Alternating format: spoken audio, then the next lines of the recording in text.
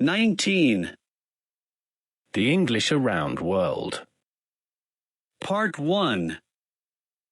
English Around the World. Keywords: a map, an area, a reason, global, to continue. Today, the students in Olav's class are learning about how English became a global language. Olav shows them a map of the world and explains. Olav, a large number of countries have English as a first language, and many other countries have English as a second language. Almost half the world speaks English as a first or second language. Hassan, what is a first language, Olav? Olav, a first language is the language you first learn as a child. My first language is Norwegian. My second language is English. My first language is Norwegian. My first language is Arabic. Map showing British Empire and English-speaking regions.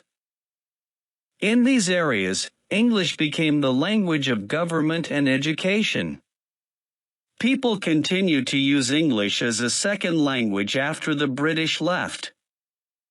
Today, English is the international language of politics, technology, business, and entertainment. Let's answer the questions. Name a few of the countries that have English as a first or second language. Why is English a global language? Which are your first and second languages? Do you think English will continue to be a global language? Why? Why not? Part 2. South Africa. Keywords: a conflict, freedom, history, illegal, rights. Olav, today's topic is South Africa. South Africa was also one of the British colonies. South Africa is a republic. It has 3 capital cities: Pretoria, Cape Town, and Bloemfontein. On a trip across South Africa, you can see African elephants. The African elephant can weigh as much as 5,000 kilos. You can also see giraffes and cheetahs in South Africa. The history of South Africa includes many conflicts between Europeans and the original population. European settlers arrived in South Africa in the 15th and 16th centuries. They introduced a system called apartheid. Hassan, what is apartheid? Olav, apartheid was a system that kept South African blacks and European whites separate. Black people did not have as many rights as white people. The system also made many of the native traditions illegal. Nemo, is there still apartheid in South Africa? Olav, no, there isn't, but black South Africans had to fight for their freedom for more than 30 years. One of their most famous leaders was Nelson Mandela. Apartheid became illegal in 1994, and Nelson Mandela became the first black president of South Africa. Let's talk. Answer the questions. Where is South Africa? How many capital cities are there in South Africa? Name them. Name some animals in South Africa. What is apartheid?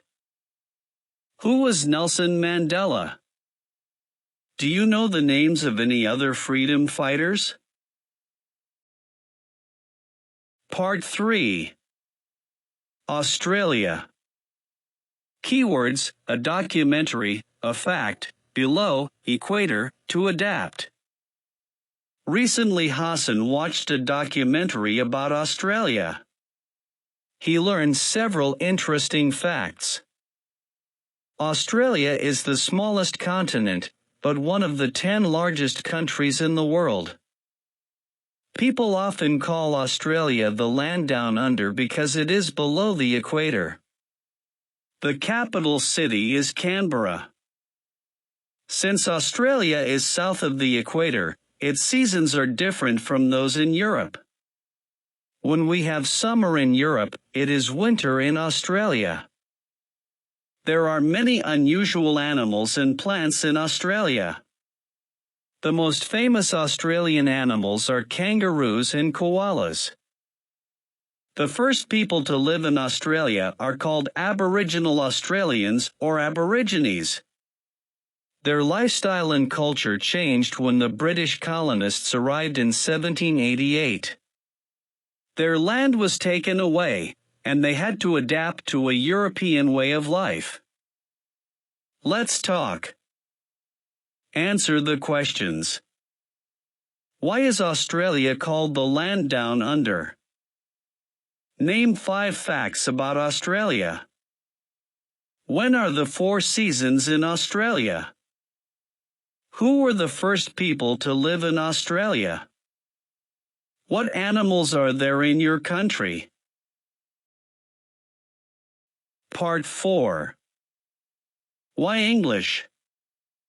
Keywords: abroad, anywhere, everywhere, if true. Olaf: people all over the world study English as a second language. Do you know why learning English is so important? Jonas: I think it's important because it's the language of business and tourism. If I learn English, I can talk to many people. Olaf: that's true, Jonas. Any other reasons? Nemo: if I can speak English, I can get a job in a large company.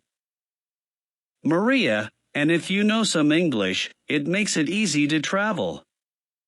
Airport announcements, train timetables, and street signs are in English everywhere.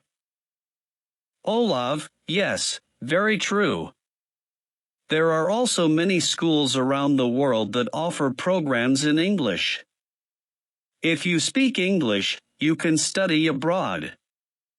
English is like an international visa. You can use it anywhere in the world. Let's talk. Answer the questions. Name 3 reasons why English is important. Name a few jobs where it is important to speak English. Why does learning English make it easy to travel? Do you like visiting other countries? Why is it important for you to learn English?